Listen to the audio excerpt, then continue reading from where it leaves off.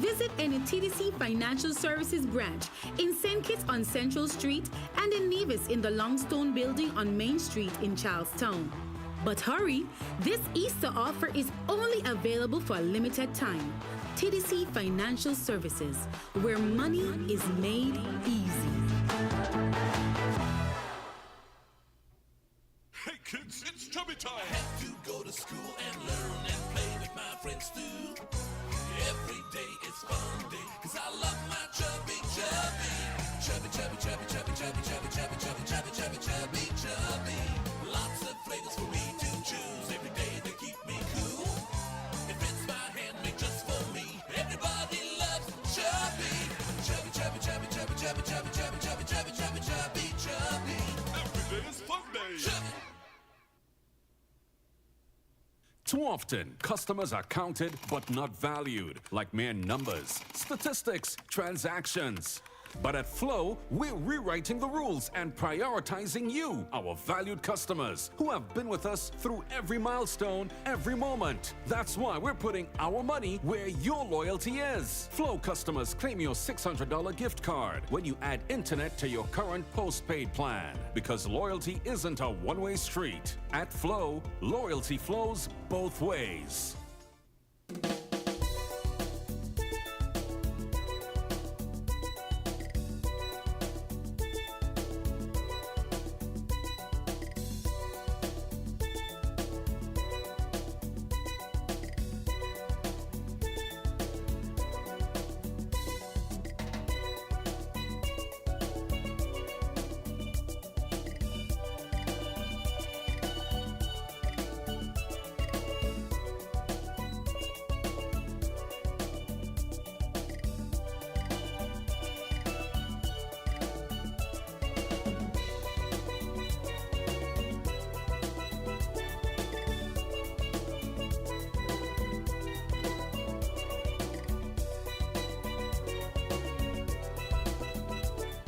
And I'm back again, and let me see if I can go straight to my phone lines. Hello, good day. Hey, good morning. I got in. Okay. I thought your phone line wasn't working, you know. It's working. So how are you today? I'm here giving God thanks in spite of everything, you know. Yes. Thinking and listening and learning. I am glad to know that you are a villager. Yeah, way back when I was young, yeah. I lived in the Trafalgar village area. I lived next to, is Trafalgar next to where the children home is? Right. Yes, yes. I could stay from my yard and see into the children home. Right. That's the last street in Trafalgar. Yeah. I am from Hainsmith. Okay. You know, where the grammar school was, Wrigley Avenue, then Millionaire Street. Yeah. I am from the Millionaire Street. Okay, so you've been rich all the while. Yeah, man. Aspects, you know. Some people think millionaire was a joke. You know? But to me, that was something to aspire to. Yes, most And definitely. to aspire to the million and to aspire to the dollar. You know? So, Sylvine, what do you think about the situation we find ourselves in? Have you heard Mayor Motley's statement? Yes. Yes. And yesterday. You know Barbara Arundel No. from Observer Radio. No. She runs a program on Sunday afternoon, I think from 1 to 3 or something like that, in which they discuss the impact. There was the governor of the Barbados Central Bank, Yes.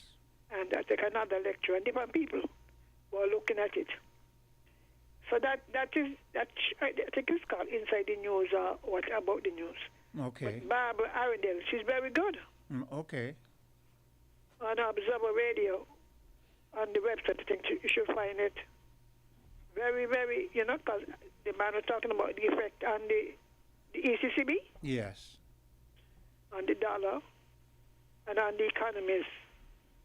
Now, I kept thinking, good morning, Lord, forget the manners, Good morning to all the listeners at home and abroad. If you ever needed the Lord before, you sure need him now. all those who are sick and grieving, and the issue of violence against women, which people trying to twist and turn. Yeah. I taught the young ladies in Bassett High School, Okay. So, it's sad all around. Sad all around. Sad all around. Nobody wins a war. Yeah. And people trying to turn it another way, Mm-hmm. Sometimes it's better to walk away. Yes. So When let you me can't let me ask you a question, Sylvian, because I consider you older and wiser than I am myself. 37. When I was growing up in the church, I was affiliated with a church that had a policy that they did not accept divorce. But I, growing up, felt as if, from a young chap coming up, I felt that if you could not agree, that you should sever ties. Separate. Yeah. So. Well, I got married in the gospel hall. They don't support divorce right there. Okay. But you could separate, I think, a number of churches. Some of them, to me, condone abuse. It has to be if you're going to say Yeah, that. because any man do your thing, Yeah. The wife must submit. Well, unfortunately, my genetic makeup is from the Amazonian. I come from an Amazonian tribe. We have either Ibo, whatever, Shanti, or whoever. Yeah. I believe in separation. I actually believe in divorce. Yeah. Okay. Rather than take all kind of knockout. Yeah. Move along. Yeah. Yeah. Because often, the men doing all kind of things. Sometimes even the pastor beating. Yeah. He's still a West Indian man. He has been indoctrinated where women must be subject. Mm-hmm. So whatever they say go, even if it don't even make sense to them, Well, sometimes, even though it happens very rarely, though, as far as we are aware, there are a few cases where the women do the beating too, I know, but there won't be many statistically, man. Yeah, statistically it's not much. Probability. Yeah. Remember the muscle thing of a man and so. Yeah. Some men try to keep the peace, Mm-hmm. and the women may push it. You understand? Yeah. But normally, the society expects the man to do the beating. Yeah. Well, sad though. Up to the point, up to near death. Mm-hmm. But when death occurs, you all kind of. I don't know, darling. We are being trained, cultured. Hmm. You hear, we come from Africa, so with the woman, they were not this and that. Anyway, the next issue I have been wondering, we plan to do this Tabasco story. Yes. We have to export the things them to the U.S. I would assume so. Yeah, I think they said they would do some processing, just crushing them. Mm. But Sylvine, that But it constitutes an export to the USA. Sylvine, that Tabasco story seems to be steeped in all sort of controversy, because we had some farmers in here, and the farmers say no local farmer is a part of this initiative. That is true. So how is it He mean on an independent basis. So the farmer can decide he's going to plant. They get the order. The seeds are brought in, so they decide who get the seeds. And they're talking about step people, so I want to know. We saying that we are going to pay the farmers one step to work on the people farm? We have about step workers? Well, it would seem so. No, got it. And are they still since Trump trying to rule the world? Will it be profitable any longer since they have to pay 10% import duty tariff on anything going into the USA? Well, these are questions pepper is not a high value thing, It's not a high value thing. No. And these are things, however, these are questions that are better answered by our leaders, but our leaders are not forthcoming in terms but of... we see sometimes we don't raise them either. Well, Sometimes we don't raise the issues. They think about them and they hope, well, nobody say nothing. So then just like how the East Coast housing, that's a Chinese project. That is dead, you know. yeah. Next thing again, the Chinese own almost all of the retail places. Will they be able to survive? You mean the Chinese? Yes, the businesses. Well, they're just going to pass the whatever on to us, and we, the consumers. No, it's not a matter of passing on, you know. Will they be able to get their supplies? Supplies are from China, some of them. Some of them buy local, but have you thought about it? No, I have not. But since you bring it up, my understanding is that they form whatever sort of cooperatives they have, and they bring their stuff in bulk. The question you ask is valid. Because most How will they likely, get to, yes. most likely they're going to Because come on Chinese ships. So that is going to. And you know, that is so ridiculous, you know. Trump don't even understand what he's doing. He and his people. Well, I mean, I believe. I kept looking at it. I said, boy, I mean, a number of these small Chinese shops will have to close. Because if you're going to carry up the price, 50-something% tariff on China, the goods, and some of them are packaged in the USA. You know that, right? Yeah. They have these export zones. So they eventually leave the USA in US ships. But Sylvine, how do we move away from this colonialist set that everything has to go through some colonialist port before it comes back to us? How do we move away from that? You got to have mass production, you know. Quite easy to say so if you don't have enough to support it.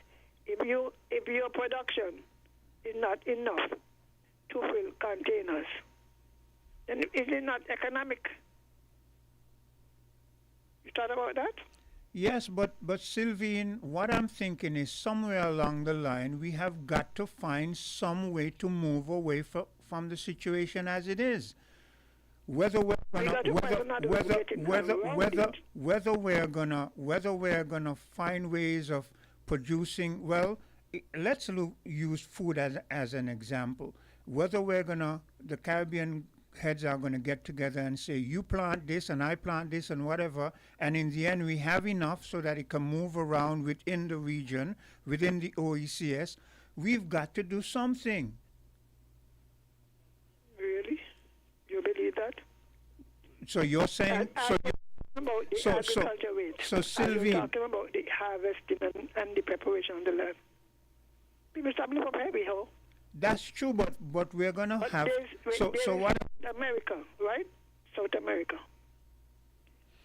I went to Chile. I was surprised, but I discovered that some of them do come here.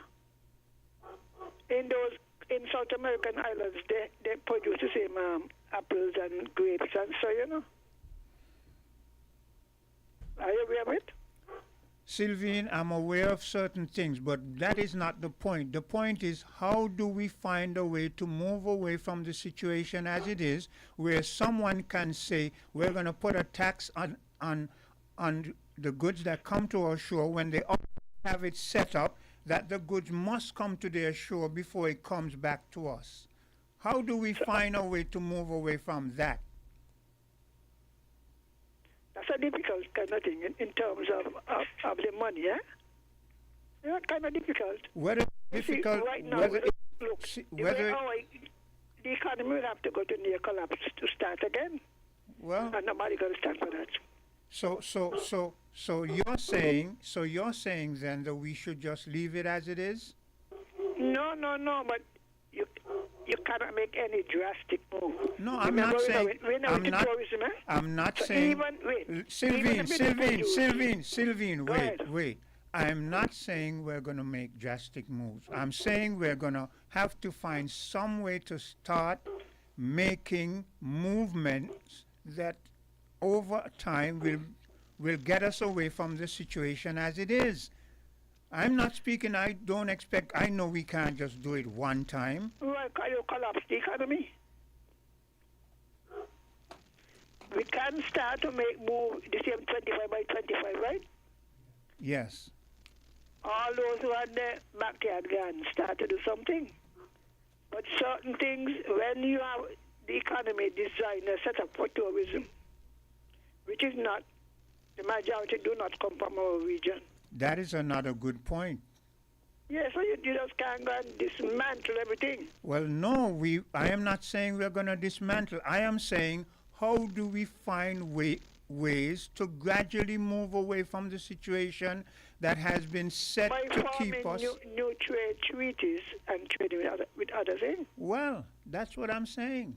But that is what you know, and that's what we know, that's what anybody know. Yes. The only trouble is we got to look at the cost of the transportation from the new trade routes. Because remember, it is also going to affect the Americans, you know. There's going to be an internal disruption. Sylvine, let me ask you a question. You think that we should be sitting down being concerned about what is going to affect the Americans when what the Americans do is affecting us? No, but you must bear it in mind. Yes, we're bearing it in mind. If the majority, a large proportion of your citizens depend on the same American enterprises, for they themselves they're not going to go along with you. Sylvine, you're speaking drastic movements. I am saying there must be a way that the What ideas do you have? This is I'm not a politician, you know. I'm not. You're going to be a politician. Wait, I'm not. I'm You're not. a sensible man. You're an intelligent man. I am neither a politician nor am I an economist and so But forth. you're intelligent. The people. It doesn't take an economist. Sylvine, the people have been saying over and over from time immemorial that one thing the people have been saying is that we need to find a way to get our own food. At least be able to sustain yourself along the line of food production. And our leaders do not pay any heed to it. Because they're looking for a mass employment enterprise. The sugar state had it, but everybody was poor. So the people said they're not going there. Before they go there, they will migrate. Yeah. Well, the sugar had it because the colonialists was getting the when you look at it, no matter how you twist it. Even when we ourselves was running it, we saw it didn't make any sense. And so we run the place into debt where we lost control of our lands. You know why it didn't make any sense? Because even though it was said that we own the sugar industry or factory or whatever, the price was still being set by the colonialists. Yeah, well, the world market and the U.S. market. And so. Yes. So how do you go up against them? As me and Matthew said, we have to negotiate as a group. That is what we have been saying all the time. But yet still everybody want to move as individuals, as individual countries, as individual nations. As human beings do alone, you know.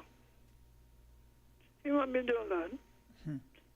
If we take the Israelis out of Egypt, when things get rough, everybody want the garlic. Yeah. So you're not gonna get national agreement about what you might be proposing. Yeah. Well, we don't care. Well, and they say, well, who could buy, who could eat. That Israeli story is a good example, because even when manna was provided and you were told not to put up the manna because you're going to get fresh manna tomorrow, they did what they wanted to do. And then they say, boy, we're sick of eating this thing, sick to my stomach. I mean, you got to look at human beings, how they think, you know. Yeah. You think you're saving them. You bring us out here to kill us. Yeah. Our children, our animals. Nobody looking forward to reaching the promised land, you know. Maybe as far as I'm concerned, Moses was raised in the palace so he could go to the promised land. But we are already poor and can't get all of the garlic and the onion and the leek. And so sometimes that is what also keep back the politicians from making certain decisions. Yes, that is Because true. even though it may be in the best interest of the country, Yeah, that is true. That is they're a going to very vote valid. out. That is a very valid point because no one is going to give up easily on the luxuries that they have been No, the one accustomed the to. KFC, the one the KFC. Yeah. We don't care what. By the way, a lady, a friend asked me to advertise. We talked about growing agriculture. So she has a lot of time now. Yeah, Not but to cook, to plant, eh? yeah. Not to cook, to plant, to tell you in time. Well, whoever interested. Go back in the garden and do some gardening. We might have to wean ourselves off of the apple and the grapes. You know, But as I Sylvine. said- Sylvine, that point that you made about the Kentucky Fried Chicken is very valid because our people, I'm sure, if you were to do a survey, people will say, "Who? I am not going back to eating yam and tanya and breadfruit when I want my Kentucky and my Domino's and so on and so forth." So Yeah, you want the pizza and the one yeah, so the burger. so we're caught between a rock and a hard place. Our taste has changed, Yeah, but something has got to give. Otherwise, there would be heavy migration from the Caribbean. yeah. You know, Well- Melissa? Well, migration brings up another topic because when you migrate, make sure how you're going to be a legal citizen with a green card, with whatever, because we're hearing where individuals who have whatever card or whatever citizenship, they're being still deported because it is said that you came in on the certain illegal system and all kind of stuff coming up. So People will take chances. How do you think the Virgin Islands get settled? The boats come in, the sloop come in, and people just go. People live down the Virgin Islands for years. I met a lady in St. Thomas. She said she came there 40 years ago. She had not been back home. Obviously she doesn't have any papers. well, You know? let's hope so. Well, people, yeah. A lot of the older people, because they used to ban them. And you don't get a ban, where you don't come back for. Sylvine, we're speaking about the present day situation where this ICE or whatever is just rounding up individuals, lumping them, even individuals who are legal, and you say something that the system feel is against them. You heard what Marco Rubio said in relation to you don't come to our country. You came here for an education or you came here for whatever. So I know all about that. Marco Rubio is country named Cuba. so I might have a choice to watch it. so it But you see, means I'm telling you, when you they have to find out every excuse, eh? That is why the courts are there too. If you have not done anything, and I always ask the question, is the USA Israel? So you can't say nothing about it. You understand what I'm saying? yeah. In the matter of who right and who wrong, I don't have much say. Because I believe both of them wrong. Because while you might say the Palestinians were there first, if you decide you're going to wipe them out, and they decide they're going to wipe you out, it's hard to get any kind of From since the Israelis have been there, have anyone been trying to wipe? Yes, we have heard rhetoric Yes. and we have heard some. Listen to me. Listen. 67 war. Yeah, but look, 67 to now. I'm speaking about how many times have we seen individuals trying to, in mass numbers, trying to get rid of the Israelis as opposed to what we see happening in relation to the Palestinians. There's one reason Israel has been well armed. Well, They have nuclear. When you're going to fight, you look to see what the enemy have. Eh? And the Bible said, no man going to a fight unless he's prepared. So because they've been allowed or encouraged or assisted in arming themselves beyond the capacity of the Palestinians. and others in And, the region too. having tried in 1967 when a number of them got together with the intention of wiping them out. And they failed to do so. They got to have some reasoning on both sides. You can't keep fighting like some people say, oh, well, the colonialism, yes, the colonials did thing, but you got to make your own plans. You got to have a sustainable plan. But What do I Sylvine, intend to do? but Sylvine, if you say that we have to have a sustainable plan, I've since been trying to ask you, how do we gradually over time get away from the system as it is set, that you have to take your goods to some American port before it comes back to you, and you say, and I agree We with don't you. have to. Listen. You say, and I agree that this is something that we're going to have to do over time, but it is not an easy fix. So it Thank is. you. So it is with the Palestinian. The problem we have, though, is that the Israelis, certain factions of the Israeli government, seem to want to just take all of Palestine for themselves. Israel is supposed to be Israel and no Palestine. But that don't make sense. Well, that is what It we're don't saying. make sense because they all end up liquidating themselves. So, well, but it seems as if though the way things are going, it's going to be the Palestinians liquidated before the Israelis, because as This you is why they must all sit down and have people. 'Cause Israel got some of them hard, had because they liners. them to wipe out everybody. Yeah. Who could say, look, if we are to have any peace in this place, we have got to have treaties that ensure we have some sort of peace. But if you're going to tell the Prime Minister or President, well, we can't agree with him, then you're going to liquidate your own self. Because Arabs are Arabs, Trump started when he had we call them, the something treaty. I don't even know about. Look, there's so much. Solomon Treaty or some kind of story like that. There's so much to remember that I don't try to remember. I only hold. No, just try reason it. Look, Yeah. just say if Saints and Nevis was in that kind of situation, you got to have treaties. There got to be some compromise, some give and take. But if nobody plan to give and take, Sylvine, the Native American Indians signed how many treaties, and where are they today? that's where I tell you all. Let me say it again. Let me say it again to all the Pan-Africanists. Until Africa get nuclear war, they need nothing. You Yeah, got to arm yourself. I will agree with you on that. I will agree with you on that. Yeah.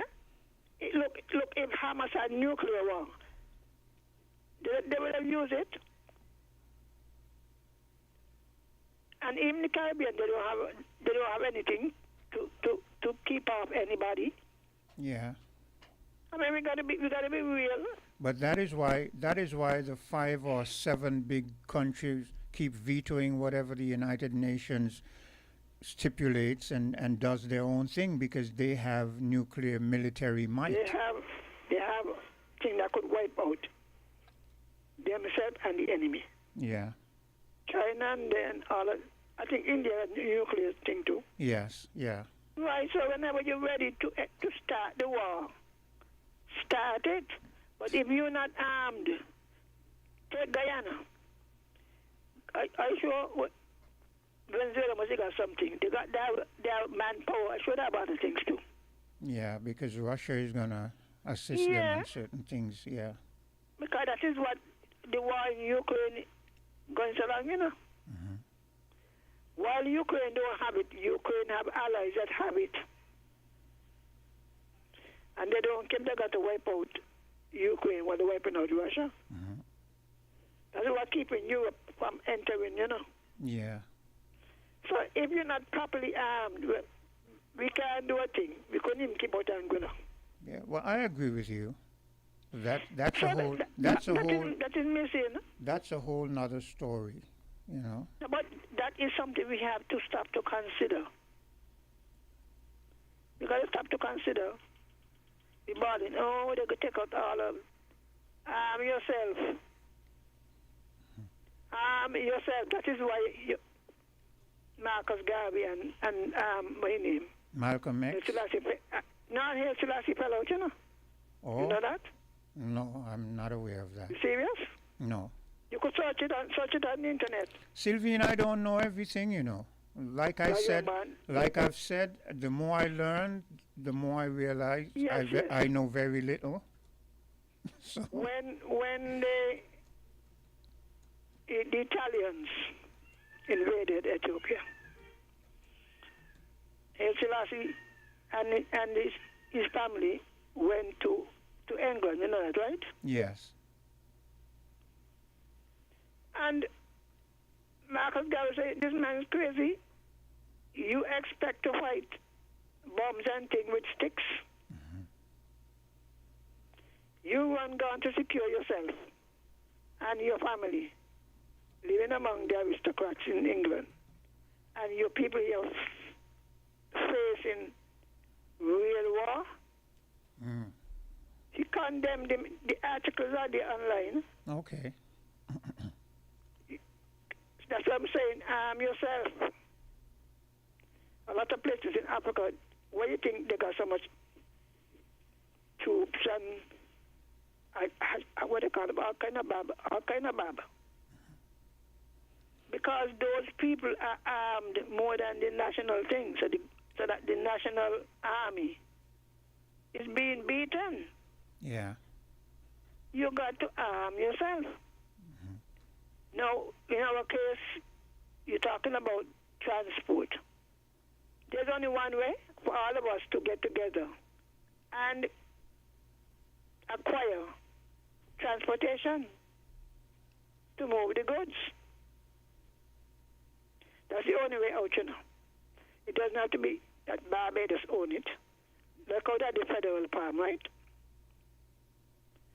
We could get together and purchase a ship, because after COVID, a lot of companies, Sea Transport and Air Transport, reduce the stock. You aware of that, right? Yeah, I'm going to have to take a bit of a commercial break because I think it's overdue. Yes, yes, but something about it. We need to do what we can do. Yeah, Not an easy thing, but we have to do something. when I return on the other side, if you want to call back in, because I don't see anyone else trying to engage in this topic, I will continue to go down that vein. Found the sound 98.9.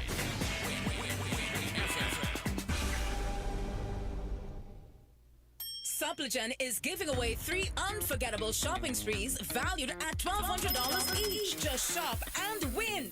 Spend $12 or more on Supplegen products at your favorite supermarket. Write your name and contact on the back of the bill and place them into the Supplegen entry form boxes. Enter as many times as you like. Promotion runs from April 1st to May 31st. Supplegen boosts you up.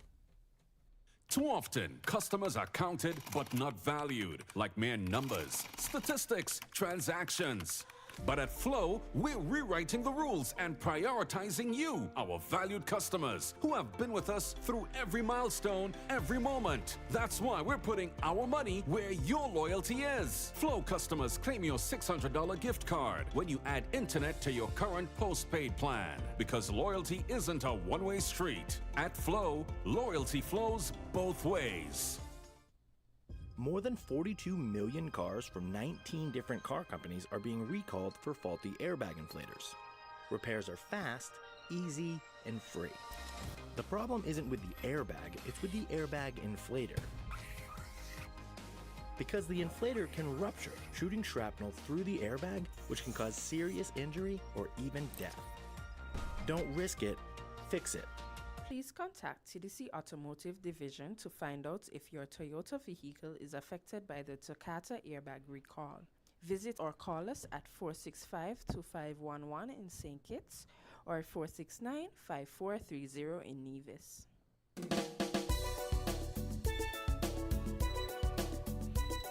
And I'm back with you. The time is 10:45. We're into Voices, the Voices program for today. And before I took that commercial break, I was speaking to Sylvine, and we were sort of bouncing here and there along different aspects, trying to see if we can find ways of finding solutions to the situation, the predicament that we find ourselves in, as Mia Motley stated in her recent address. This is serious, and we've got to find ways. I do not feel that the United States has any sympathy for the situation that we're in, so I don't know why we are. I mean, people say there's nothing that beats a trial but a failure, but I don't know. Hello, caller. Hi, good morning, Quinn. Good day, Africa. How are you today? I'm giving thanks for life. I listened to the Morning Island program, Yes. and something caught my interest when Cortez there read out an article pertaining to some potential financial institution in Barbados, the Afro-Mexican Bank, Yes, yes, and the potential displacement of residents, yes, Nelson Street. yes. I'm just picturing Barbados in my mind from a Caribbean perspective. But such article and such concern, there would always be legitimate concerns in terms of residents, displacement of residents. But one would think that the government will be astute enough to really provide alternative for those persons to be resettled. Yeah, well, Africa, I agree with you, but as often is the case, that does not happen. Hello? Yes. Well, persons' voice is going to get louder until something happens, something amicable happens for both sides. Africa. Because these things has to be studied. And even though I laud them for bringing a bank like that in the region, it must be done with all things in mind for human settlements and the like. Yeah. If you're going to bring a bank like that in the region, why not look for an area with access to the capital, or or sort of on the outskirts, because wherever you put that bank, development is going to follow. Why go and put a bank like that in a residential area, and come on, we're not fools. We know that the people are going to be displaced. We know that you're not going to want those villages and those houses in your area. So I agree with you. Our leaders should be astute enough to say, okay, you want to bring this bank, let's negotiate where you're going to put it. But it seems, I don't know, it seems for time immemorial, our leaders don't have any weight, they don't put their foot down, they just let the external forces do all the deciding. Yes, because development is going to come gradually, but it has to be done in the sense of a win-win situation for all. Yeah. And yeah, I listened to Mrs. Henry. Good morning, Mrs. Henry. And I did not hear the start of her contribution, but I heard when she made reference to Marcus Garvey's vision and the strides that Marcus Garvey has made in the diaspora. Well, she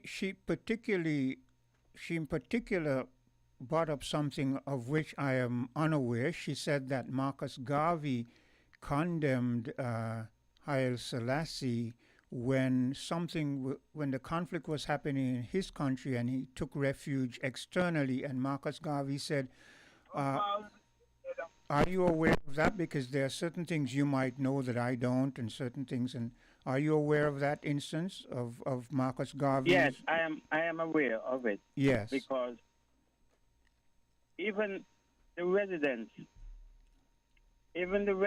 of Haile Selassie's family members, That is like a sort of gathering. Not quite sure if it is a museum.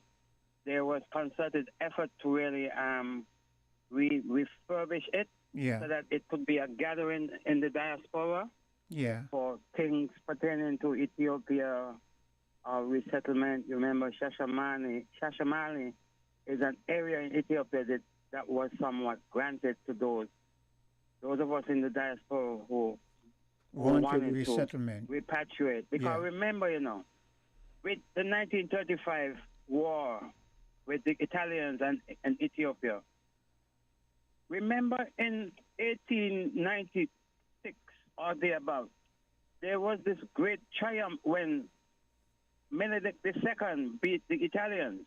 Yes. But the adversaries, they will never be satisfied. They will lick their wounds for 50 years, 60 years or something like that, and they will always try to come back. Yeah. And it was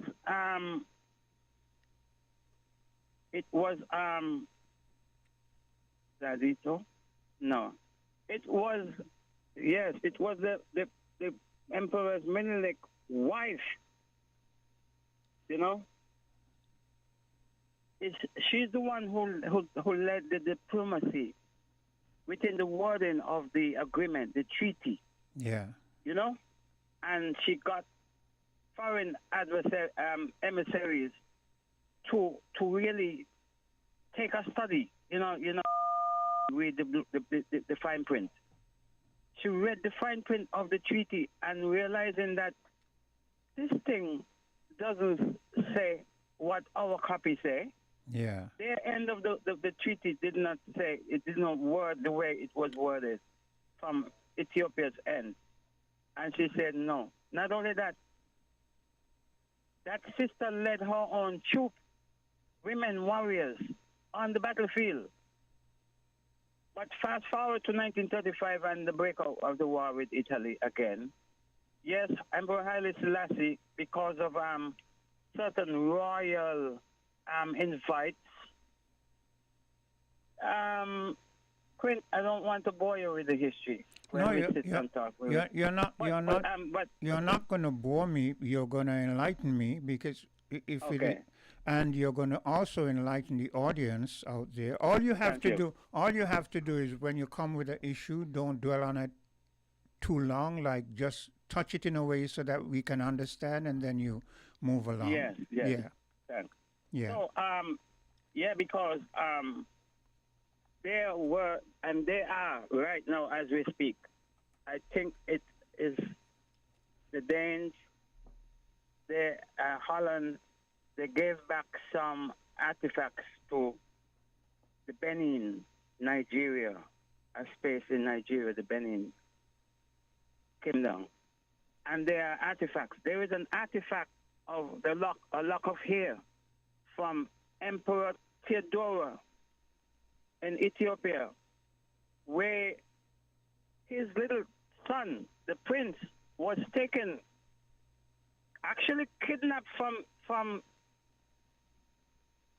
Ethiopia. And they are thinking about repatriating like crosses, crowns, and so forth to Ethiopia, along with vases and, royal vessels and things, golden vessels. Yeah, but Africa, what I want, I hear you on that, but what I want us to put a little emphasis on, which is what you started on, and I don't want us to lose that trend, is the present situation that we're in, and how do we either get our leaders to comprehend the dire situation that we're in and how we're going to move forward. That is the vein of, what do you think about Sylvine's proposal that if we as a Caribbean people, because as a Caribbean people, as I have said, and I'm sure you will concur with me, that we as a Caribbean people will never really achieve anything until Africa achieves something. You agree with me on that? 100%. Okay. It's so. It's not the reverse way around. It is so. Okay. Unless Africa is respected, we in the diaspora are not going to get the respect. That's it. neighbor string, even though your particular neighbor string and my particular neighbor string, in a more deeper esoteric sense of it, that's the way our foundation is. And as long as the respect don't go towards Africa, it's not going to come towards her children in the diaspora. That's it. So I agree with you and Mrs. Henry. So having said that, Sylvine was saying she proposed, and I must say I agree with her, that Africa now has to arm itself. I mean, a lot of people might not like to hear that, but as Africa develops, as Africa advances and gets technology, Africa also has to arm itself to the extent where, because the colonialists and the Europeans and so forth, they're not going to give up Africa easily. They're going to find ways, whether by mercenary means or whatever, to try to undermine whoever tries to come up as a leader who's going to push forward. So Africa now has to think about arming itself, and we're seeing signs of that happening in those three places that have united, Burkina Faso, Niger, and Mali. We're seeing they're moving along that trend. So yeah. Go ahead. I am very precarious because who is going to arm Africa? That is we get vehicles here. I'm going to use the vehicle, but we don't get the top-notch vehicle. Those vehicles are reserved for other countries, other markets, and so forth. I remember when the vehicles was coming here, they had to put a levy on them because there were so many vehicles coming out of Japan. And the models of those vehicles, it's similar to arming in Africa. Yes. If Africa don't come up with something similar to what Ethiopia is doing, where they're creating, they're making these, they're assembling these drones with the capability of what these drones can do. They could deliver food, they could deliver medicine in some way out areas because of the terrain. Yes. If Africa don't arm itself by Africa producing ammunition, we're going to be given the old archaic, outdated weapons with the technology that the others have the monopoly on to jam. You know, there's a sort of system, a radar system in technology and modern warfare, where even Iran is using it. They are jamming the GPS systems and offsetting flights and from their intended target. If Africa don't come up with that high technology in terms of ammunition and arming themselves, we will still be at the disposal, the mercy of those people who gave us the arms, who we bought those arms from, when we would have to buy, use the money for better technology. We don't want to be buying arms from them, that old outdated ammunition with no modern technology attached to them. You see how the Houthis have the great America? Like, the Houthis are fighting America like they're first world ammunition. No, what the Houthis did, they get ammunition and they study the ammunition. They study the technology of the ammunition. And they reconfigure those ammunition. Yeah, well, Africa... to fight head-to-head, toe-to-toe with the great United States. Africa, the United States, we will relocate in those big ships that they got in, you know... The aircraft carriers. Aircraft carriers. Yeah. I don't want us... That is what I'm talking about. I don't want us to dwell too much on the arms thing. I wanted, though, to hear your opinion, and I see that you concur, but also to strengthen your point, we have great scientists and other capable individuals in Africa who can do their own innovations, and we're not going to delve too much in that because we don't want to, get others. I understand what you're saying because that is not our objective. Because yes. The arm in Africa that way, it would be the last thing that I would think about because Africa have to be more innovative to beat these people. Yes. To beat these people because they're fighting amongst themselves right now and they're armed to the teeth. They are fighting themselves. The next thing they're going to want to be pressing nuclear weapons. Yes. Africa has gone through that already. If you study Africa and the continent, there were wars, nuclear wars before on the continent of Africa. That is why some areas are desolate because of those type of dangerous warfare and ammunition. Yeah. African people, we are too spiritual to be arming out the way the evil people are arming themselves. Because it could not only be down to detriment towards humanity. Yes. And it so we have to come up with more innovative way of beating these people, and we could do it. It seems when you look at the trend of the world, it seems as if the advanced, the developed nations seem to be agitating a way that says, well, I would rather self-destruct, all of us die, than we negotiate, right? Which is where the human has which is real. To. Yeah, which is real stupidity. It's like they're saying, well, we have nuclear weapons, so we're going to do to you as we wish, and you better don't try anything, because we'll, even if it means to our detriment, we will use the nuclear. And that is not the way that humanity should be trending. No, Netanyahu, the Prime Minister of Israel, will want to see Iran and America fight it, and they could go to annihilation, thinking that he's going to survive with all those nuclear weapons he have. Mm-hmm. So he's going to be the only, maybe not one, but he's going to remain as a nuclear power with all those nuclear, while America and Iran go at it and destroy themselves, thinking that he will survive it. Mm-hmm. That is the thing. This is the mentality of our sick human mind. Hmm. Benjamin Netanyahu, the Prime Minister of Israel, will want to see Israel, the United States and Iran go at it, knowing the end result of what will happen for the world, including Benjamin Netanyahu. Hmm. And us Christian-minded people in these parts here, all we could think about is praying. Where there's more than that we could think about, and there's more than that we could do. Well, I'm going to take a bit of a commercial break, and if Thanks for listening. If you feel like you want to interject further down the line, or anyone wants to interject, feel free to do so. Customers are counted but not valued, like mere numbers, statistics, transactions. But at Flow, we're rewriting the rules and prioritizing you, our valued customers, who have been with us through every milestone, every moment. That's why we're putting our money where your loyalty is. Flow customers claim your $600 gift card when you add internet to your current postpaid plan. Because loyalty isn't a one-way street. At Flow, loyalty flows both ways.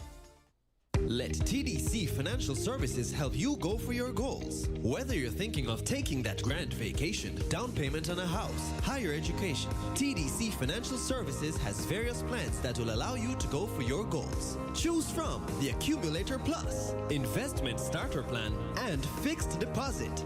Ready to go for your goals? Visit us at TDC Financial Services, where money is made easy.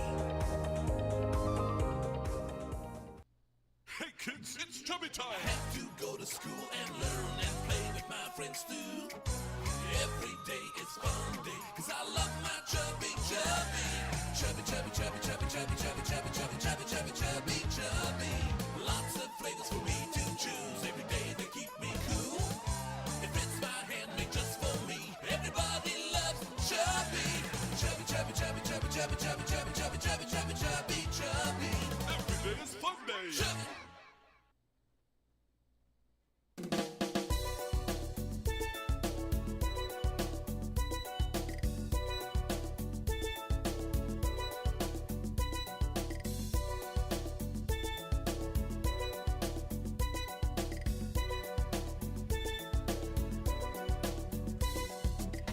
And I'm back with you. The time is 5 minutes moving away from the 11 o'clock hour. And here are the numbers you can give me a call. Here's what I would like anyone to do for me, because we find ourselves as a Caribbean region in a situation that is not going to go away anytime too soon, but a situation that we must find ways of dealing with so that we can move ahead into the future and survive as a Caribbean people.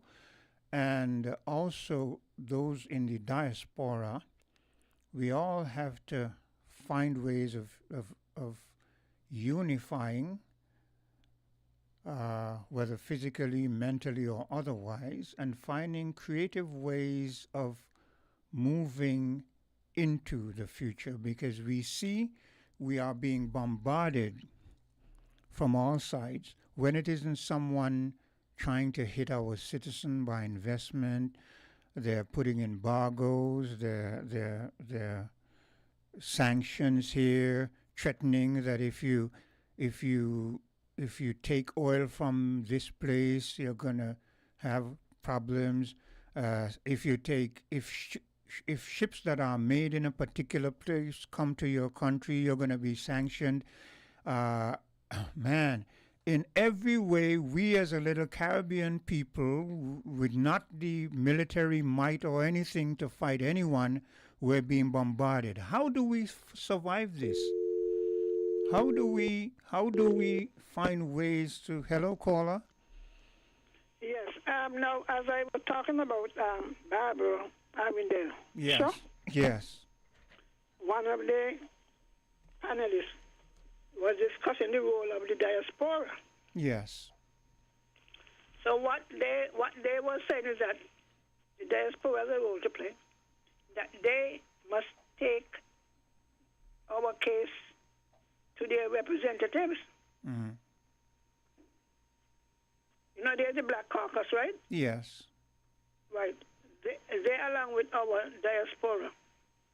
I mean, from the Caribbean, eh? Yes. Lobby the case there.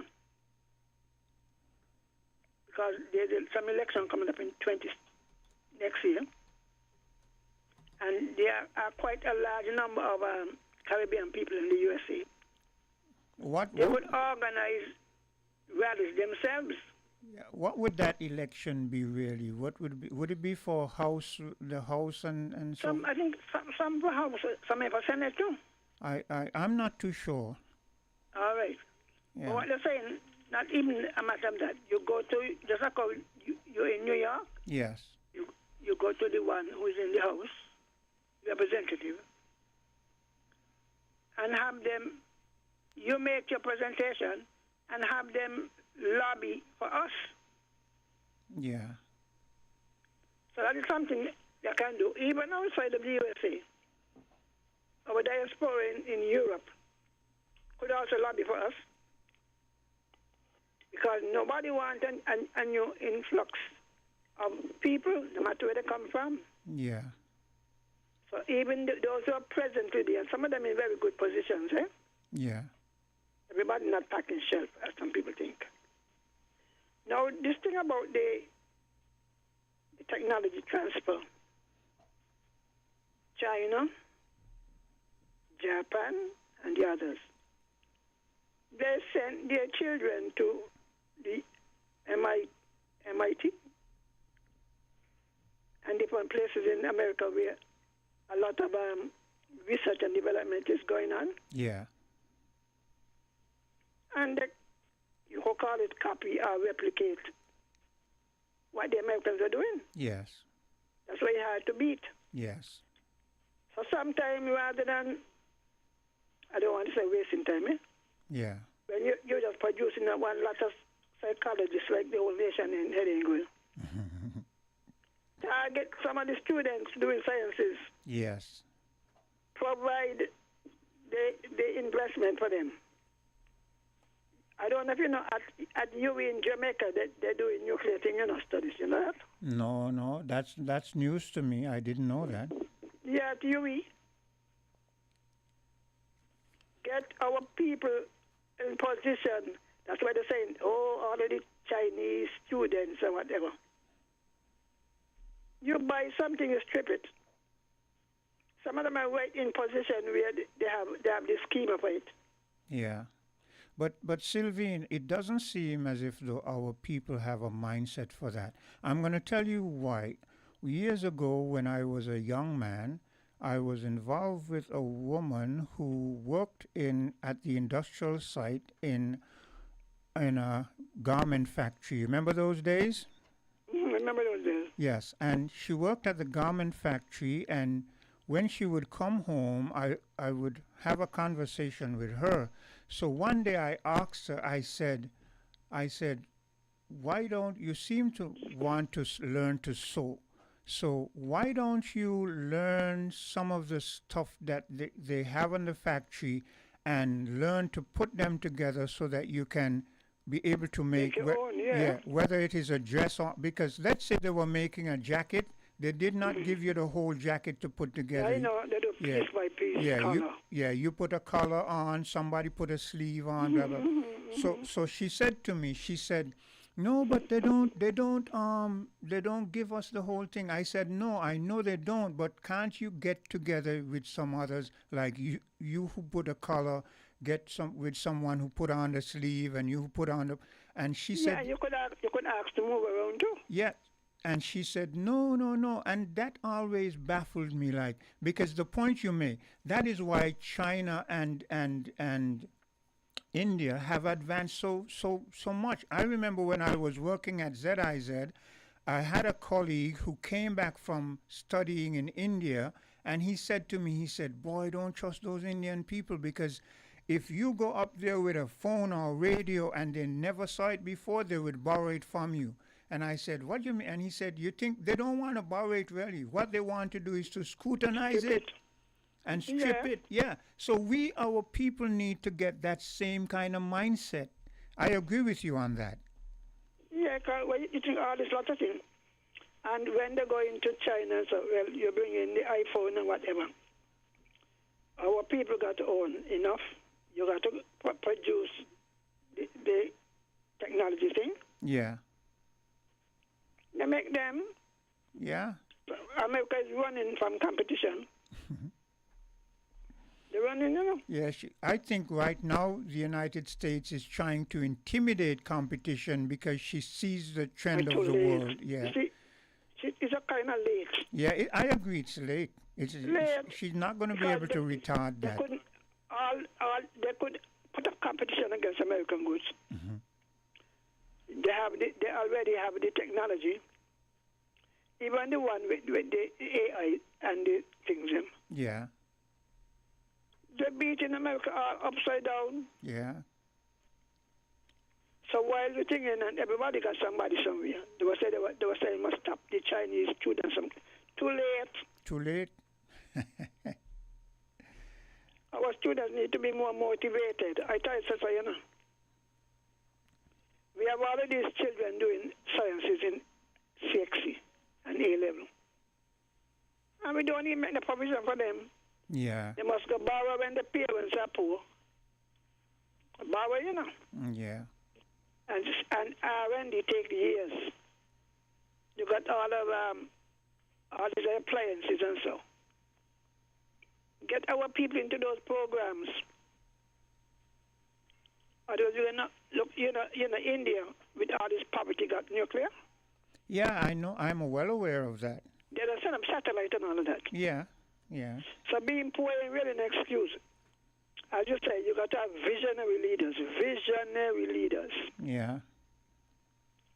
Until we get that, we just moving around. Visionary. And sadly, it doesn't seem as if though our leaders are visionary enough. They speak their rhetoric sounds good, but when we look for the actions to back up or buttress the rhetoric, it is lacking. But you got to develop a certain section of your economy who understand where you want to go. Yeah. So it isn't always about pap. You understand? Yes. But if you don't keep the majority poor, then all the poor want to do is eat, sex, and dance. You know, Sylvine, I never could understand when I was a young man coming up. Most of the young men, we had the technical college, and a lot of the young men went into doing mechanic or carpentry or masonry. why did we move away from that? Why did we move away from that? And because now they were unable to place them for them to get work. All they had to do, I tell them so, engage in export, skills export, where they get more skills, better skills. I mean, look, even today, they want somebody to do furniture and things like that. It's the Trinidadians, yeah, the Jamaicans, yeah. they're coming with the Caribbean vocational qualification, CBQ. The Jamaicans, the Guyanese, the Barbadians, everyone is coming in. But that is my point. There was a time, as small as we were, most of us as a young man had a skill. We came from a point where you're well aware of this, Sylvine, where our parents used to send us to be apprentice to You had to have a skill. Yeah, you had to have a skill. No matter how much you read, you could read. I always believe that no matter what your qualifications are educationally, you should have a skill. Yeah. But all of a sudden now, to build and to do everything, you're hearing everybody say that we don't have the skill here. It is being imported. Where do we move from then to now to... But your point is also... We need to update our training thing. They said that there's a program that began with the tech work. Yes. Like they now teaching how to do work maintenance on some of the modern cars. Okay. Now we're supposed to be ahead of it. Yeah. You produce one auto. Mm-hmm. These are available. These are what the country's priorities are. You see. Well, let's say the aircon. Yes. The shopkeepers came in, the Chinese, and then with that license, they branch off into what our people were doing, aircon. Yes. And then another thing is that our training system is bad. The hotels and whatever, they require multi-skilled people. Not just put out a plumber. Yes. We keep doing it. So one skill. Sylvine, elaborate on that, because I think I'm trying to understand you, but I'm not too sure. So what? All right. Yes, go ahead. My son went to technical college. Yes. He's an electrician. Yes. What the business sector, because I used to be on the National Education Board, and the man for the president for the manufacturing sector, when he come, he would always talk about it. Yes. People no longer want a plumber. They want a plumber who could do some electrical work, who could do some aircon. Yeah. Now, if you keep offering these courses at the technical college as a single trade, they become unmarketable.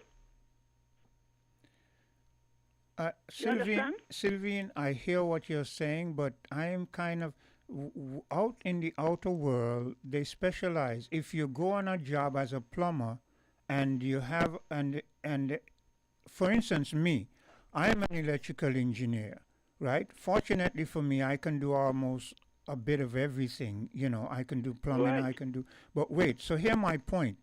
If you go into the United States and you're employed as a plumber, if me, who has some technical electronic background, if I see a wire hanging and I touch that wire, I lose my job, because everybody's special. I understand that, but if the institution hire you as a multi-skilled.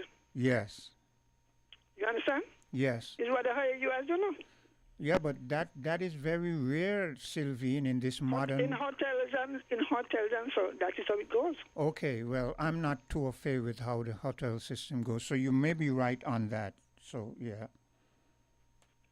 If in the middle of the night the air can go down, well, I'm only an electrician. You expect to know something to even get it going. I think your point has some validity to it, because I know, for instance, in radio, small companies, small radio corporations, you're expected to be be able to multitask. You're expected. That's what I'm saying. Yes, yes. That is it, you know? Yes, yes. So yeah. We need multi skills, but you keep training them. Yes. When they leave college, can't get no work. Or people are allowed to come in and compete and take away the work. Yeah. And we got to change. We talking, as you said, we talk a good talk. Yeah. Even I remember the thing with computers. They took so long to train our people on computers. I remember the gentleman, the same president of the manufacturing sector, was making this thing. Teach the students to use computers. Yeah. They're up in Barcy High School, teaching typing and shorting and typing. You know on that. a typewriter, on a manual typewriter. Wow. Now, if you don't start to teach them the computer early, they become they're not fit for hire. Yeah. That is also a valid point, but I would like to think from what I'm hearing that they have advanced They have advanced exponentially in the teaching of the computer technology or AI or information. You won't be able to compete. I recall my daughter. She must say, "Mommy talking she business." Yeah. My business is public business. Even if I don't tell you, some people who don't know makeup, right? Yes. When she was in fifth form, I think she was fifth form, going to do her 60. She came on one day and said, the teacher said, "We must get our parents to buy a typewriter." I said, "Not me. I am not going to buy a typewriter. Typewriters are fixed of the past." Yes. And I went and I bought a computer from TVC. You won't believe how much. It was a 40 gig. Everything was on floppy, yeah? Yes, I 8,000 remember. something, you know? 8,000 something. For. Wow. Yeah, by the higher purchase. And so I had received training on my job on computers. But they tell my children Yeah. ahead. So sometimes we lag in. Oh, this is how we do cookery, you know? And that is another good point, Sylvine. Sometimes when the parents are savvy enough, you should take the time to pass that on to your children. When they come home, rather than leaving them to themselves, in whatever you're skilled, go and apply it and help them, because they learn faster that way too. I remember my oldest son once saying to me something we were working on, and he looked at me and he said, "Daddy, how is it that my teacher always trying to explain this and I never get it, and you do it and I understand so easily?" And I so I don't know, the environment, the home environment is very conducive to learning. So yeah, parents. It does, and Yes. and modernizing the thing. Yes. You know, if you are a builder, your children could teach you new techniques. Yeah. No, serious. You might think, well, I studied this and whatever. You know. Yeah, because but we got to think a little wider. yeah, we got to think. We talk it, you know, but the trainers sometimes are not fully well equipped. You know what I'm impressed with here, and we need to take it very seriously and push it as far as it can go. The robotics students. I told them so, you know. That is they're very talking about that is way ahead of its time. If we can get some students, we can, as you say, get them exported, get them starting to go from different islands with that kind of skill, and we have something that is marketable.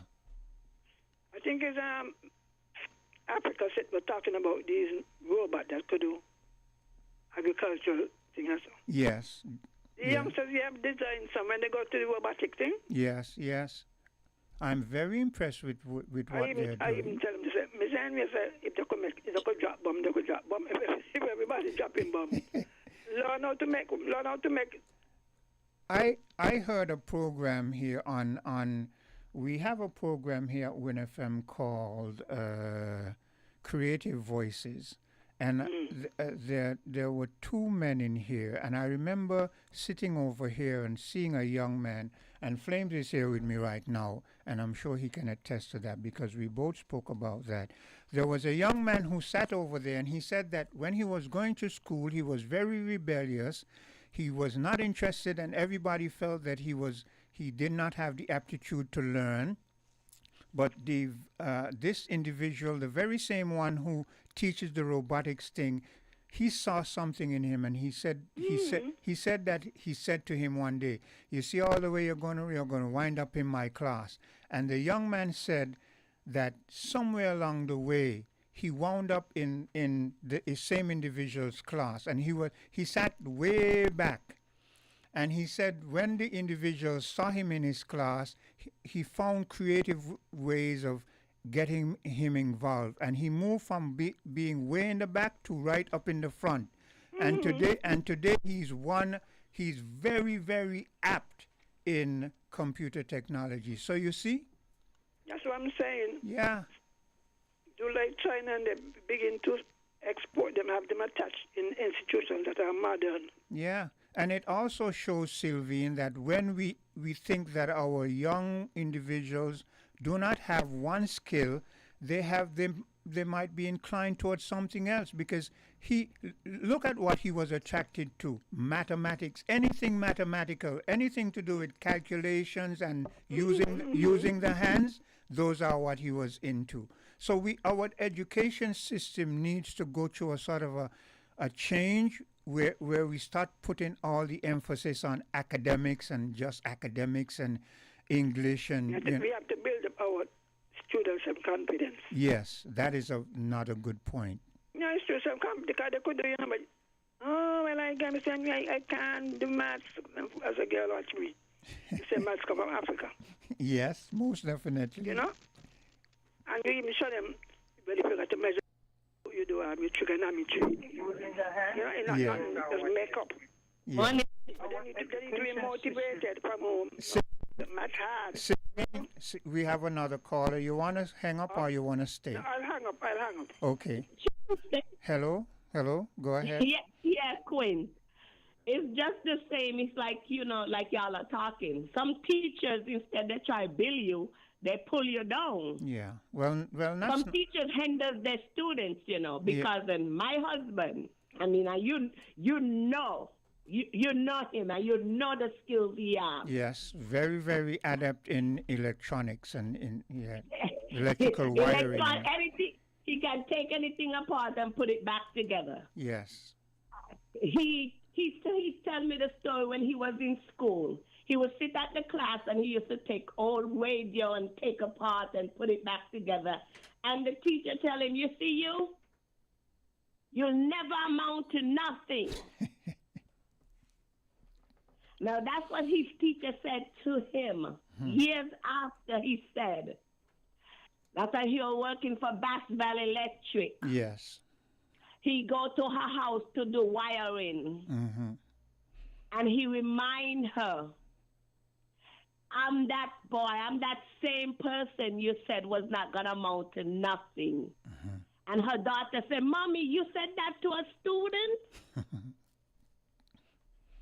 To them, there's nothing you can tell my husband fix and he can't fix it. Yeah.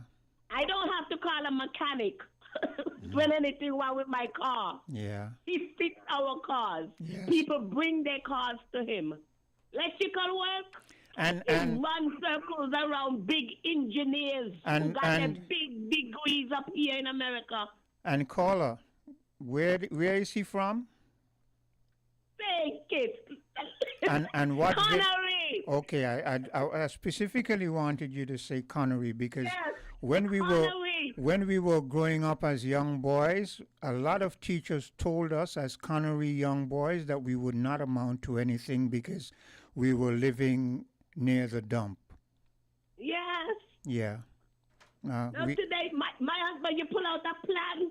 You put a plan in front of him for any building. He can read that plan and tell you where this go. Let me tell you, big engineers and big job up here. he'll tell him, look, y'all doing this the wrong way. Do it this way, do it that way, do it this way. Yeah. And then what? He would just look at something and he said, do it this way. And they would say, but how you just look at it and be able to say, do it this way? So it's so easy, just like that. Yeah.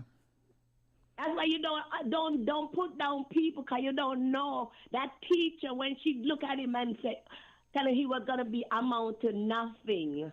That's why words are powerful, you know. That's why sometimes you have to rebuke some people's words. You don't let people words stick on you. Yeah. Rebuke it sharply, because words are powerful. Yeah. But anyway, have a good day. Same. I would like to think that hopefully we have advanced to the point where teachers are no longer saying that to students, because I would like to think that teachers, modern day teachers, are well aware that people are skilled in different ways, and people, what someone might not be inclined to, another one would be inclined to. So I would like to think that teachers are, the teachers of today aren't making the very same mistakes that some, not all, that and I think that even those who made that mistake back then were in the minority, because when I look back at the teachers that I came through, it was only a few who had that negative aspect and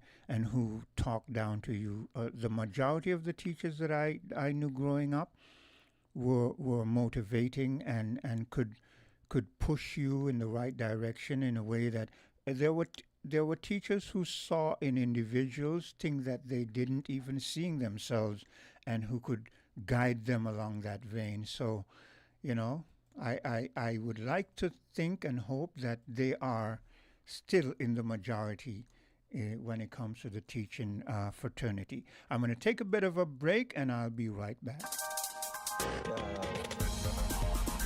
We're different. We're 98.9. 98.9. Win FM.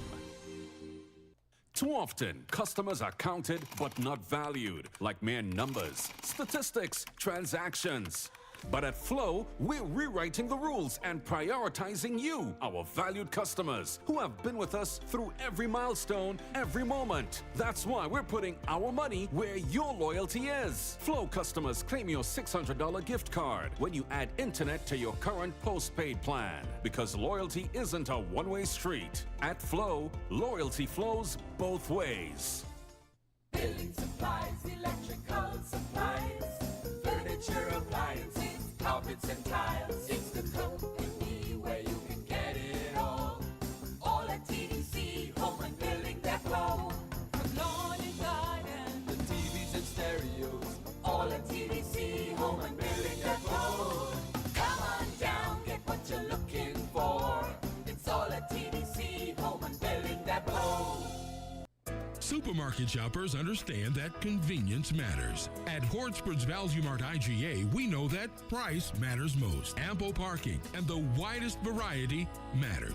At Hortsport's Value Mart IGA, we know that price matters most. Clean, spacious aisles and the highest level of customer service all matter. At Hortsport's Value Mart IGA, price matters most. We've renewed our commitment to guarantee the lowest prices in the Federation. Why? Because we understand that in this tough economic environment, price matters most. Shop smart. Shop Value Mart, where price matters most. Farms Estate Nevis and Wellington Road, St. Kitts. Price matters most. Suppligen is giving away 3 unforgettable shopping sprees valued at $1,200 each. Just shop and win. Spend $12 or more on Suppligen products at your favorite supermarket. Write your name and contact on the back of the bill and place them into the Suppligen entry form boxes. Enter as many times as you like. Promotion runs from April 1st to May 31st. Suppligen boosts you up. And I'm back with you. The time is 11:35, and we've been having a very good conversations for the morning here on Voices, trying to find ways of moving forward so that we can usher in a better future for posterity. Yeah.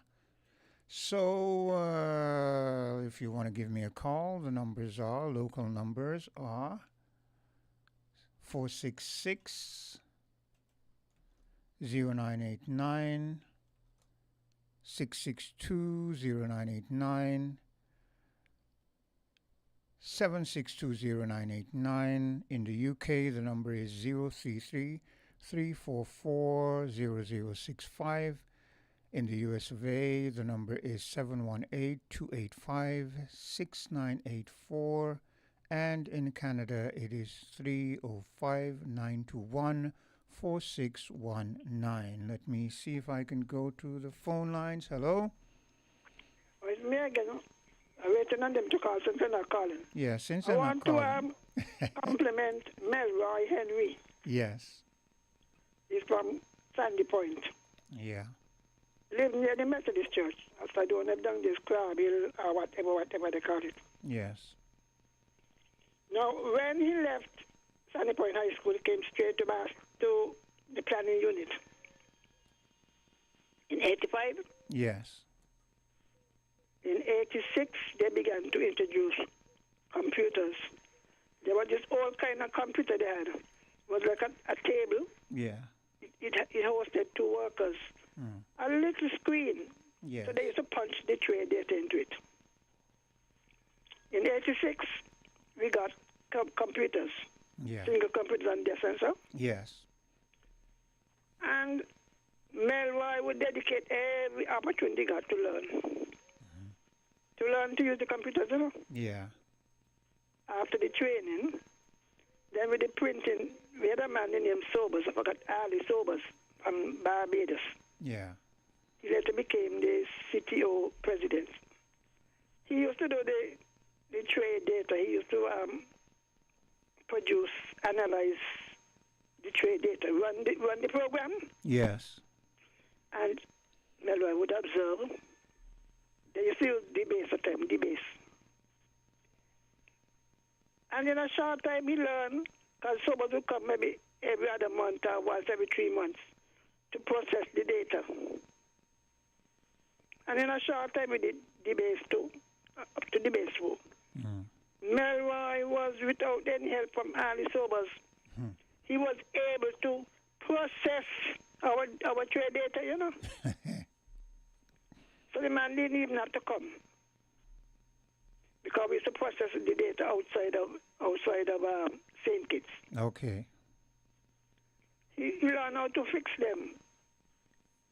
We had contracts with local computer companies. He was willing and eager to learn. You know, Sylvain, that's a very good point. I like the part where you said that the guy didn't even have to come to do the stuff. Somebody didn't have to come. The one who was stationed here, because it brings to mind recently a very seemingly kind of simple thing where our Prime Minister, when he wanted to deal with the situation of fair share, when he said that he put it to the IMF, I was very disappointed. World Bank. Yeah, to the World Bank. I was very, very disappointed because in a sense, I feel that he was indirectly saying, well, we don't have the aptitude, we don't have the ability here, so I'm going to go external. That was an excuse, because they are economists. They even now have some economists working on certain projects or whatever. People who work on design projects, design programs, you know what I mean? Yeah, I'm well aware, but... And remember that the former government had said the same thing. Yes, yeah. I don't think there was anything new that the World Bank had to do. Up to now, we still can't hear. You know? Because people feel, you say World Bank, you say, what? It's economists like you and I. But Sylvain, I also feel that our leaders are indirectly or directly sending a message to those external that we need them. They're incapable. Yeah. You know? But it's their fault, you know. They need to... It's their fault, because I just tell a relative of mine, I can't call him the person. So let me tell you something. Do not go up there and sit down in the government office. Find out when the IMF training and get yourself trained. Any kind of training, get it. Right So, now, all right. You understand? Presently, they give them the idea.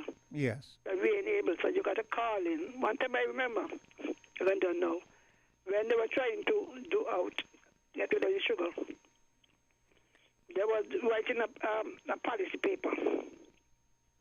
Something the economy after sugar. Yes. And one day this lady told me in my office, I think it's Ishmael, Lenny Ishmael. Yes. She used to be the head of. So she said, "Good morning, good afternoon, Mrs. Henry. I am here to get some information on the sugar industry." I said, "Madam, tell me exactly how many more studies we need to do on the sugar thing."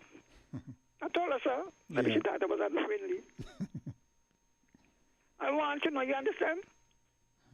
We as the economists here was working on it. People coming in said they're going to do it. We lack confidence in our own people. And when we do that, Sylvine, because when that individual comes in, they're providing jobs for their external individuals to bring here when we have the expertise here. Don't even go there. I have had to deal with it. I remember when we were gathering the agriculture census,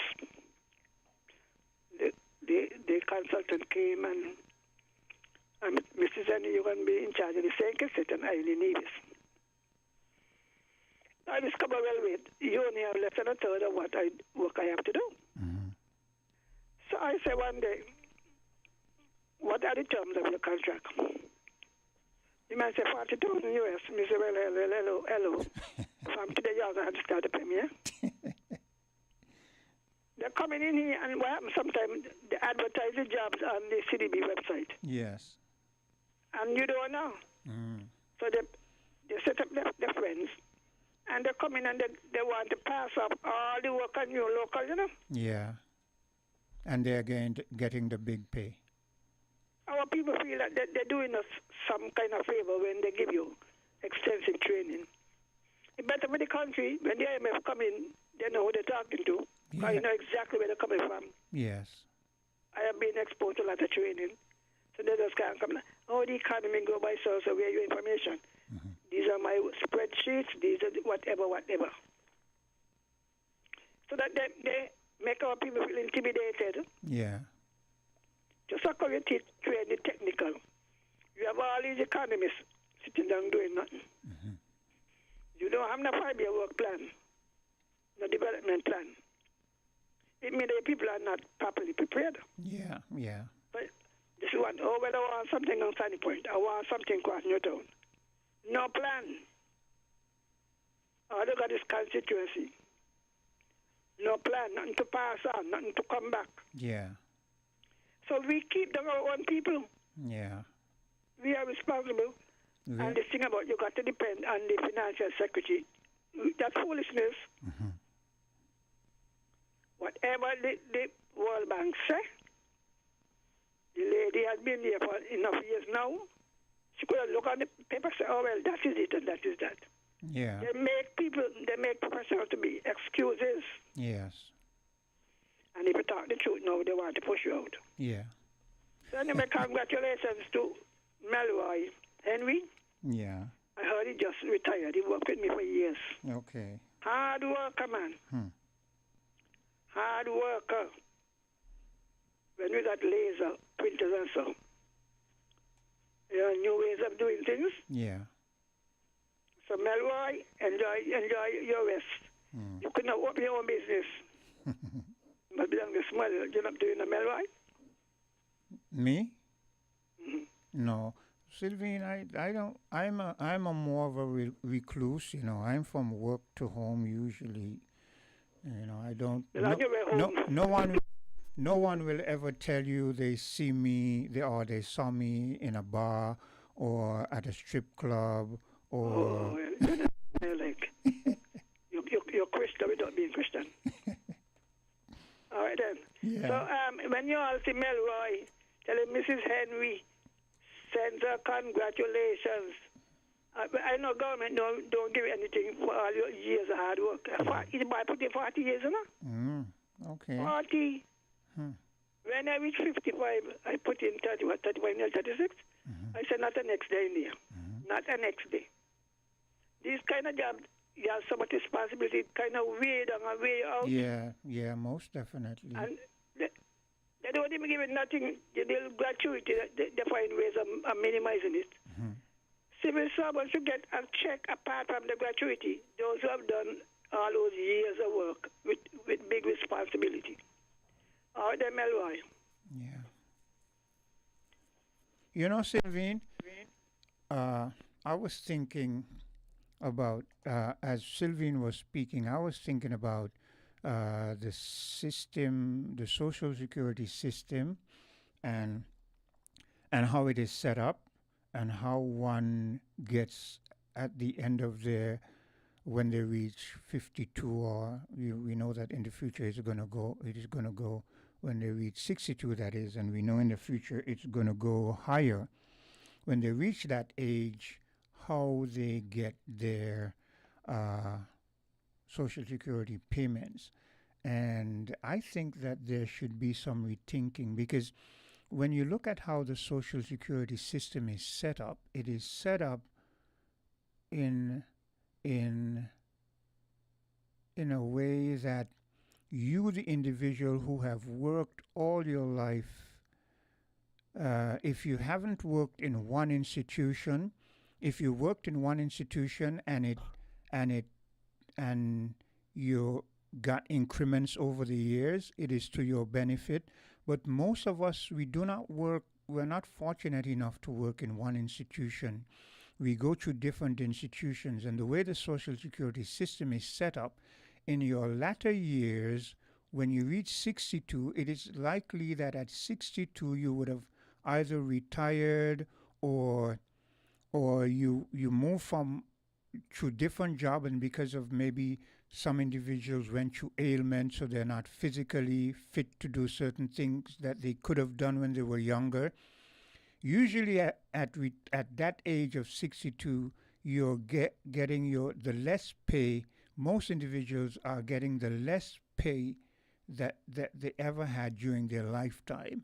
And it is that less pay that the Social Security system uses to give you your Social Security payments henceforth for the rest of your life. Whereas you might have worked in prior jobs, one or two prior jobs, where you got a much higher salary.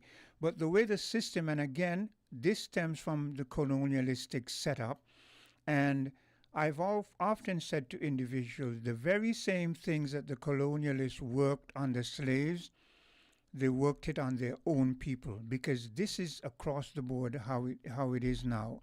So you learn how to exploit one people, and then you have your own people, and your own people seem not to be aware of it because of this classism system. And for instance, I'm going to use myself as an example.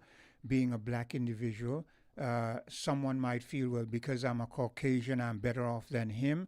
But we're all in the same boat when it comes to being exploited by the system, because in a job earlier in your career, you worked for, let's say, maybe $5,000-$6,000 a month. But in the latter part of your career, when you retire, when the system is now going to assess and use your last set of payments to calculate how you're going to be paid for the rest of your life, you're at your minimum wage, you're at the minimum you've ever worked for. For instance, you move from getting $5,000 a month to maybe just barely making $1,000 something a month. And it is that last $1,000 a month that they're going to use to assess how they're going to pay you, whereas you might have worked for 15, 20 years before that at a very high-paying job. So it's a lot of things that the system is set up to exploit its own citizens with, and we just take them for granted, we just move along. But I believe that these systems will have to be, should be reassessed, a different look taken at them, because the way how the system is set up, the system exploits the workers. And we know that that is a norm, but I think that where that can be curtailed or brought to a minimum, that should be done. So that thought just crossed my mind there, you know. So let me see, the time is 11:51. We are fast approaching the end of Voices for today. If you feel there's anything you want to interject about, then feel free to do so. I'm gonna see if I can play a clip before I leave. And this clip is to do, recently we have been hearing of a statement that Mia Motley made in relation to the situation that we're going through presently, and she was saying that we need to unify and get together and as a Caribbean community so that we can get certain things worked out. Hello, good day, caller. Well, I'll put that clip aside and deal with you. And hello, Quinn. Yes. Quinn, that is why, like you said, the system exploit the people. That is why they want to carry up Social Security, because they know the young people, they're not going to live to reach them kind of age. Mm-hmm. Yeah. So the government gets a hold on the money. Yeah. Sounds They sad, think sad, they're but slick. yeah, the system is always trying to get a one up on us, you know. They know this generation, they living to be them kind of age after they wiping out one another. Well, let's hope that they stop wiping out one another. You know, that is a sad part. That is something I really, you know, don't like to have to deal with, but it's a reality. Yeah. And imagine after you're working so hard, you get next to nothing. They give you crumbs after you're putting so much in this system. Yeah. But it is what it is. That's the only two things is sure in life: death and tax. That's a good one. Yeah, you have a good day too. That's a boy, I tell you. It reminds me of an old Chinese saying. I think I can't remember. I think there's a song that goes along with it. Something about hard life. I'm gonna have to see if I can maybe one of these days bump into it. But it's a Chinese saying that sort of deals with hello caller.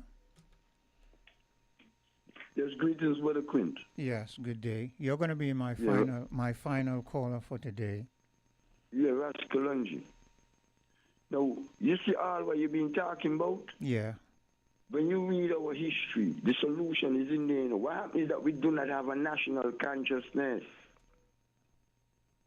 What I mean by that is that, as me said, we don't have no confidence in ourselves. Yeah. The system has perpetuated, something overseas is better. Yeah. You know what I'm saying? And we are not changing it, like you mentioned. The Prime Minister, and I think we said the government before. The fair share situation. Yeah. Well, you have to send it overseas. Why? I mean, we could have come together and debate it and come up with a solution. Yeah. You see, but what I'm saying to you is that our people have been fed this thing, that something overseas is better. And we continue to perpetuate it. Yeah. Well, I agree with Sylvie in that it was used just an excuse, because our leader, our prime minister, is not a fool, you know. One thing I know about him, I've heard all the time that when he was studying the medicine and being a doctor, I understand that he excelled in his field. He was very, very good at what he was doing. So the question is... I heard he was the #1 student. Okay. So the question is, why would someone who's very apt in his fear getting to a position where he begins to second guess the abilities of his own citizens? Good point. So what I'm saying, okay, for instance, you're talking about the situation over the food. Yes. Look how much land we can't feed ourselves. We can't even kill a monkey. You know? Because what the imperialist forces say we can't kill them. You see what I'm saying? And we got so much land we can't feed ourselves. That is our fault. It is our because fault. what you don't control could be used against you. Yes. And look, that's what they're doing right now. Yeah. Yeah. You know, you got young people don't eat breadfruit. Yeah. Have you? Well, I'm going to ask you a question that might be ridiculous to you. Have you ever ate breadfruit salad? No, I never did. Okay. Well, maybe because you don't use mayonnaise. Do you use mayonnaise? No, no, I don't use Okay, mayonnaise. so you don't. But I use mayonnaise, right? One of the very few things, and I say that to say this: people will use the Irish potato salad, right? But if you were to get the breadfruit before it is too ripe, and you dice it just the way you dice the Irish potato, and you boil it so that it doesn't mash up, and then you mix it with a little bit of seasoning, a bit of seasoning, and the mayonnaise. It is much more nutritious than the Irish potato salad. But I know that because I did the fries, for instance, the fries and the chips. Yes. Yeah, I went to a function one time and Ron OTA was a lecture. Yeah. And they had the breadfruit chips. Yes. So he asked the lady if it was imported. She said, no, the chef made them. Yes. I said, what? But I mean, we could make our own chips. You understand? So to answer your question, a lot of young people don't use breadfruit because they don't understand that breadfruit can be used in many different ways. You could even make a drink. Yeah. You know? So, but that's what I'm saying. And you can make... The American culture has seeped into us, and we think that is the only way to go. Yeah, yeah, sadly. No, they're saying to us, no, we're going to withdraw all of that. What you going to do? You see? And that is the problem. And Kalanji, I believe one of the reasons they're saying they're going to withdraw it is to show, like they feel that we're so fixated on it that we're addicted to it now, so we can't exist without it. So they're going to so they're going to pull it away, and we're going to panic, and we're going to rush to them and say, please, please, please, don't, you know. But we better come up with different ways of surviving. You understand? Because what I'm saying, when you look what happened in the Sahel states, yes. right? Them brothers tell France, you got to go. And France ain't want to leave. Mm-hmm. So we know, we have an example, you know, that once we take responsibility, we could do anything. Yes. Because Marcus Garvey said, once you don't have no confidence in yourself, you're twice defeated. And you know that they're working on building their own arms. Exactly. So that's what they're doing. They're building everything for themselves. Yeah. So when Sylvian asked the question, I didn't want to go too much in detail at the time because I do not want to divulge everything. I feel that certain things, if you want to know, go and do it, research it for yourself, because there are certain individuals who might feel if we express certain things that we have an agenda. That, you know, so we have to be very... Yeah, we have an agenda that we have to do for ourselves. We have to be self-reliant. Yeah, well, people could look at it otherwise. Okay, they're talking about the shipping line for food. Yes. The Black Star Line, Marcus Garvey established that. That is what he was trying to do. And exactly. And you see where he wound up. It's like we don't have any examples because we have bought into the American narrative. But Kalanji, Marcus Garvey was trying to do that. They put him into the court system, put him in prison, and then they used the very same thing that he was trying to do. They use it for themselves. Exactly. You see? Yeah. But what I'm saying now, go back to now Hamas them, right? The people are fighting for their homeland. Mm-hmm. They can't get, so I must go and take my son in the house and fight back. You know what I mean? How the people them just think. Yeah. And they got to understand it's the United States who is behind Israel. Yeah. It's a settler colonial project. We got to deal with these things. She talking about Marcus Garvey condemned his imperial majesty. No, it was a criticism. It was a criticism. How you going to leave your people? Because he was fighting on the battlefield before he left. Yeah. You see? Well, so what I'm saying to you, we always try to down our people. We got to understand things in its context, that is beneficial to us. Yeah, well, that part of the history I was unaware of because I don't know everything, you know what I'm saying? You know, so what I'm saying to our people, as I'm saying, let's take here in the Federation, my brother. We have to repent for our sins and atone for, because we have done wrong to each other politically. Sit down and trash out our problems, because the hurricane is on with those step now. It's clear. These people want to put us back on the plantation. But Kalanji, to answer a question you asked earlier when you said the people are fighting for their own lands, and you asked the question, what do you expect me to do? You're going to come and take my home and I'm going to allow you to do it? Let me answer your question this way. You're well aware of the laws that were placed during the colonialistic period of when our foreparents was in slavery, when the slave master would be beating a slave, the slave might be stronger than him, and the slave might get the upper hand on him. You remember the court system and what the court system did? Explain. They passed laws that said if a slave master is beating his slave, if the slave even put up his hand in defense, it is deemed as you're trying to fight, and the slave master could kill you, and there was no repercussions for it. Exactly. So what I'm saying,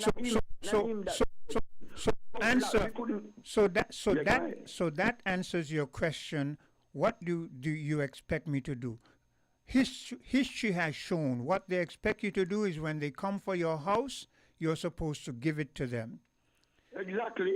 Like Trump said, you don't take Finland, it belongs to us. Yes. Canada is the 51st state. You're not supposed to fight. You're not supposed to defend yourself. Look, our history is horrible, you know. The colonial history is horrible. When the slave master was going around impregnating the slaves, and the slave woman got the children, the wives of the slave master did some heinous thing to those children. And when the system realized what the wife of the slave master was doing to the children of the slave, the very same children said by the slave master himself, the court passed laws that said if these white women were doing what they were doing as a form of discipline, then it was legal. Now, exactly. Is boiling a child in hot water a disciplinary measure? Exactly, my brother. But the court exonerated them. That the solution to a lot of our problems. Okay, let's take here tongue and country, right? Yes. Where you think the term tongue and country come from? The people in tongue don't like them in the country. It come from the colonizer. Yeah, but we as you said, we perpetuate it. We push exactly. it. Yeah. Because we don't know the origin. You see? So what I'm trying to show you is that we think that colonialism is over. We just keep perpetuating it every day. You know, Kalanji, there's something that you used to say, and I heard you say it on a few radio stations. When this guy came up some time ago and he said they wanted to recolonize us, I remember there were certain individuals who said, what? That can't happen. But what exactly. But what you think they're trying to do right now? Is recolonize us. You see?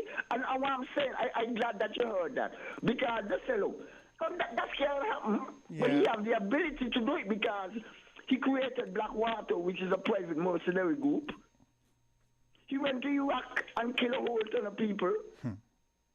The U.S. government contract him to go up there to kill people. He's a killer.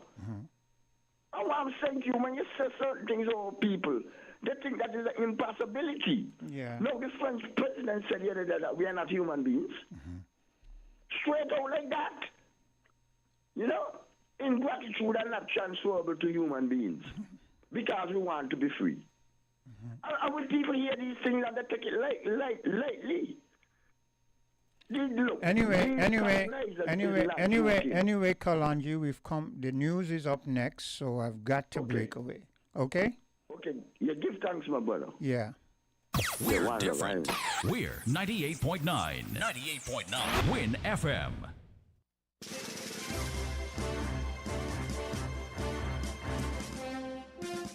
We now bring you the headline news. The headline news is brought to you by The Grange and Carry Brewery.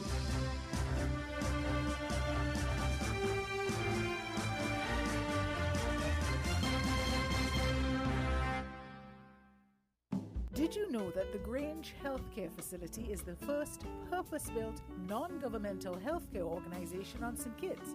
It's situated at Otley's, 7 miles east of Basseterre in beautifully landscaped surroundings. The Grange has a team of highly trained professionals